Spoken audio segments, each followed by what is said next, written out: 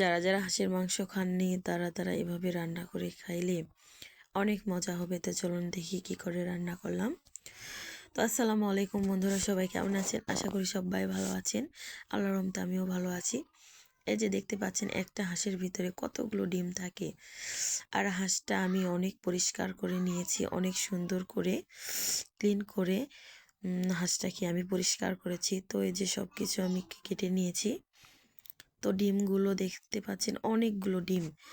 তো যাই হোক, হাঁসটা অনেক পুরাতন হাঁস এবং অনেক বয়স, যার জন্য তেল চর্বি মিলিয়ে কিন্তু অনেকগুলো মাংস, প্রায় 1 কেজির উপর হবে মাংস। তো এই তো আমি সুন্দর করে পেঁয়াজ ভাজছি। আমি রান্না করব আজকে হাঁসের মাংস। তো যারা যারা খাইবেন আমার বাড়িতে চলে আসবে। এই যে এখানে আমি নিয়েছি আদা রসুন বাটা আর এলাচ, দারুচিনি, কালো এলাচ, সাদা এলাচ, তো সব কিছু নিয়েছি। আর সুন্দর করে আমি কষাবো। এটা আমি পেঁয়াজের সঙ্গে আগেই কষিয়ে নিই, কারণ এতে করে আদা রসুনের যে গন্ধটা আছে সেটা চলে যাবে। তো ভালোভাবে কষিয়ে কিন্তু পানি দিয়ে দিব। আর যত সুন্দর করে কষাবো ততই কিন্তু রান্নাটা অনেক মজা হবে। তো মোটামুটি আমার কষানো শেষ। তো এখন আমি পানি দিয়ে দিব আরেক কষা দেওয়ার জন্য। তো এই যে কয়টা শুকনো মরিচ ভেঙে দিলাম আমি এখানে, যাতে করে মাংসের কালারটা কিন্তু অনেক সুন্দর আসে আর এবং সুস্বাদু হবে। হাঁসের মাংসে গোটা করে যদি গোটা শুকনো মরিচ যদি ভেঙে দেওয়া হয় তাহলে অনেক ভালো হয় খেতে। তো এই তো আমি ভেঙে দিলাম, সঙ্গে কিন্তু আমি গুঁড়া মরিচও দিলাম আর হলুদ দিলাম, দিয়ে সুন্দর করে আমি আবারও ভালোভাবে কষাবো। তো ভালোভাবে কষানোর পর আমি মাংস দিয়ে নিব।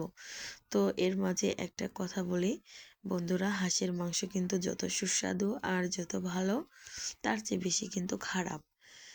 কিসের জন্য জানো? এই যে হাঁসের মাংস যদি খাওয়া হয়, যদি কারো সমস্যা থাকে অ্যালার্জি, তাহলে কিন্তু তার অ্যালার্জির চাপ নেই। গলা মানে কণ্ঠ বসে যায়, যা আমার হয়েছে অ্যালার্জি থেকে। গলার যে কণ্ঠটা বসে গেছে, তো সর্দি লাগে। তো যেমন সুস্বাদু তেমন কিন্তু ক্ষতিকরও। তো এই জন্য খাওয়াই হয় না। তো আজকে আপনার ভাইয়ারাও যে সবাই মিলে খাবে বলছে, রান্না করে দাও, আমার অনেক খাইতে মন চাইছে, তো এই জন্য করছি।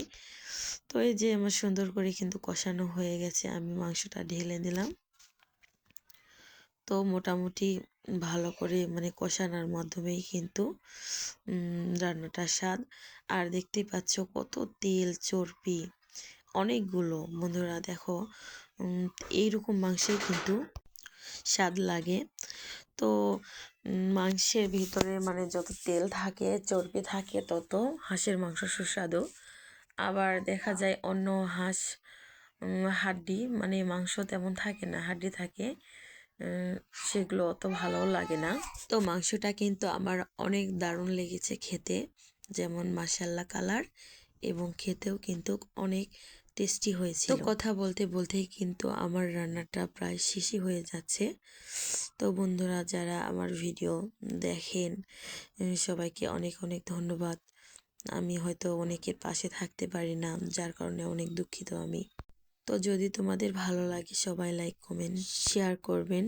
তো সবাই ভালো থাকবেন। আল্লাহ হাফেজ বন্ধুরা, আশা করি আমার পাশে সবাই থাকবেন। অনেক অনেক ধন্যবাদ তোমাদেরকে বন্ধুরা।